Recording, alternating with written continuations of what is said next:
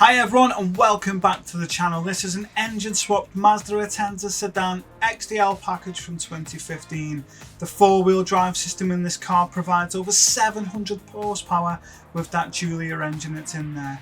So what we need to do is get your car, follow me to GT Auto, we'll do an engine swap, then we'll get the parts on, we'll set it up so nicely and you will go and get a win at the Tokyo Expressway. So get your Mazda Atenza Sedan and follow me to GT Auto. So now we're at GT Auto, the first thing you're going to need to do is go to car maintenance and service. Now when you're there, all you do is simply go to the bottom right of the screen and it will say engine swap. And as you can see, mine's installed. I'm not sure what's happened to the livery there, but as you can see, mine's installed. There it is, it's popped back up now. So engine swap, and you want the Giulia T engine because that's what I put into this. It is a fantastic car and it allows you to bump that horsepower right up to over 700 horsepower, as you can see, and that's down tuned to 600 pp. So this thing definitely has far more to give, and I will show that in another update. And I'm so thankful for people that make these liveries because that car looks amazing as it is, as you can see. What we'll do now is we'll just move on to the other section on GT Auto and we'll get this car ready to rock and roll with the bits and pieces you need for this Giulia T engine swap monster to win at Tokyo. So now we're back at the GT Auto screen, go to car customization, and the first thing we need to switch and change the wheels. So all you do is click on wheels. And as you can see, the wheels I've got on this one today are the Enkai Sport RCT4s.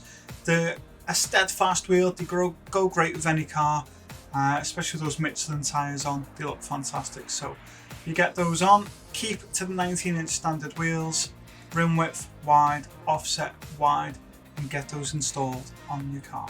Okay, install. So now we've done that, go to custom parts, and at the front you want type A. Side, type A. The wing, we want a custom wing set. And then we want to go to racing items, and you can see you can make a bonnet pin and a tow hook. You can add those if that's what you feel like doing. I have not put those onto this. And under other, you can change your light bulb strength, whether you want it to be the super LEDs that blind you when you drive at night in the real world, and even if you want a number plate on there or not. So now that you've done that, you can also go to load style for your livery. So as you can see, you just go on there, content search again, and there you have it. 28 pages of amazing liveries made by the fantastic community of people that enjoy these. There's so many fun ones you can do, so many that look like, you know, specific racing teams and cars that have been out and about, and some that are just homages, like you can see that one there. Absolutely brilliant. So get yourself one of those. Give it a like, comment, say what you feel, and share it if you think you're that passionate about it. So now we've done that, what we need to do is go to the tuning shop and start tuning parts onto this car to make sure this can be a true track weapon at Tokyo. So now at the tuning shop, you can see the engine model is 690T Giulia, and that is because it's that alpha engine that we've put into this car. So it is a V-type with 6 cylinders, but don't let that fool you, this thing is an absolute powerhouse. As you can see on the right, pushing 700 brake horsepower, turbocharged and a 4-wheel drive system. This thing is an absolute dream to drive. Now, those that love Tokyo, this is a car for you. Personally, I don't grind there, but I do make builds. I do try them out, and this car did get me a win, and I was shocked at how fast it was on that long straight. So you will definitely enjoy this. So now let's get your parts that you're going to need to make it that true powerhouse for Tokyo. It is weight reduction stage 1 is what you're going to need from here.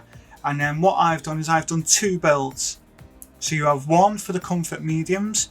That is going to be for the driver that can definitely handle the lack of steering when you're in those wet conditions, or there's the sports hard, which is the one I prefer to use, and that gives you that extra grip as you approach obviously the first corner, and it saves you having to ride the wall, which a lot of people do. I mean, by all means do it if that's what you feel like, but these cars are made to be able to go around the corners, not just slam into walls. So Club Sports, you want bore up, high lift camshaft, weight reduction stage 2, power restrictor and a ballast. Semi-racing, you want to get a racing crankshaft, fully customizable computer, and then a fully customizable LSD, weight reduction stage 3, and increase the body's rigidity. On the racing, you'll get stroke up, engine balance tuning and polished ports, a racing intercooler, racing air filter and a racing silencer, and then further down get a racing exhaust manifold, brake balance controller, fully customizable suspension, racing clutch and flywheel, torque vectoring centered differential, fully customizable racing transmission. Under extreme, there's nothing that you need to get from there, and under ultimate, titanium connecting rods and pistons and a carbon propeller shaft. So now you have all of those items, then we need to go back to the garage and we can make those settings changes for both of those sheets that you feel comfortable with. Now, one thing I will stress before we move on is if you need extra braking power and you are willing to sacrifice a little bit of top end speed, then you can either go for the carbon ceramic brake kit or you can go for the brake kit there, the slotted disc or the drill discs. It's entirely up to you. It doesn't make a massive difference to the PP. It's just I think I've got used to driving without it and the racing brake pads. But see how you get on. They're the changes I'd make if I was struggling, but I haven't struggled, so that's why I'm leaving the build the way it is. So let's move back to the garage now. Setting sheet, get the double settings done for you, and then we can move on to you. Show me how you do at Tokyo. So now we're back at the garage. Here's the settings that you need to make for the first of the two builds on offer. So this is the one with the comfort medium tyres, and the settings aren't that different between the comfort mediums and the sport hard. So comfort medium tyres, get those on. Body height adjustment, 120 at the front and 125 at the rear. Your anti-roll bar, 10 front and rear. Your damper ratio compression, 25 front and rear. And your damper ratio expansion, 45 front and rear. And your natural frequency, 1.65 at the front and 1.85 at the rear. And your negative camber angle, dead center at the front and 0.2 at the rear. Now toe angle, toe in of 0.05 at the front and 0.10 at the rear.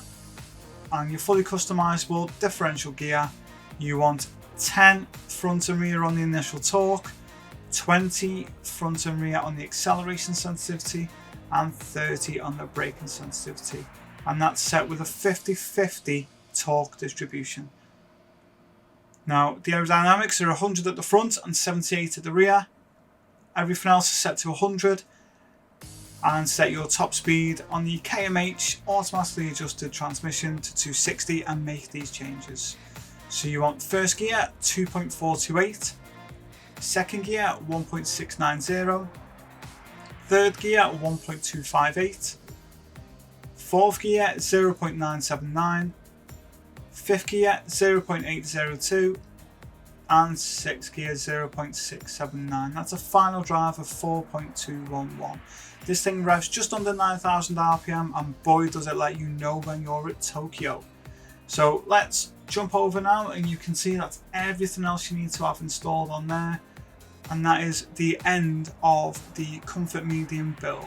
So what I'll do now is I'll just switch this to the Sports Hards, and it'll highlight what's different so you can make those changes. So you can see Sports Hard tyres are what's changed. Your acceleration sensitivity, I did drop that to 10.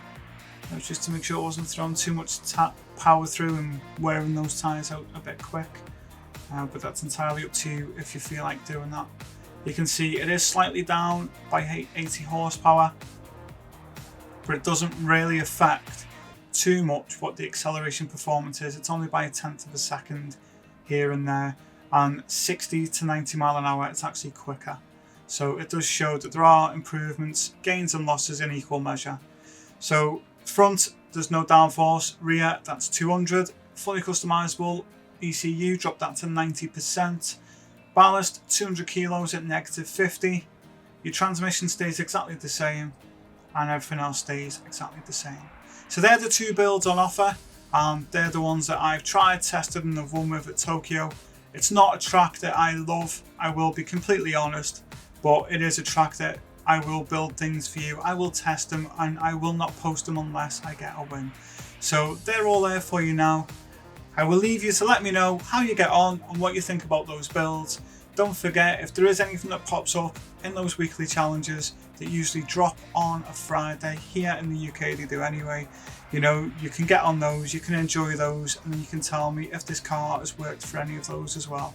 So all of these builds, make sure you try and use them for as many events as you can. It'll save you a lot of money in the long run in other cars, and there's plenty more coming up. Let me know what you'd like to see next in the comments below, especially if you enjoy 600pp builds and you enjoy racing at Tokyo. But for now, I'll leave you to enjoy the rest of your day. Happy racing, and I'll see you on the next one.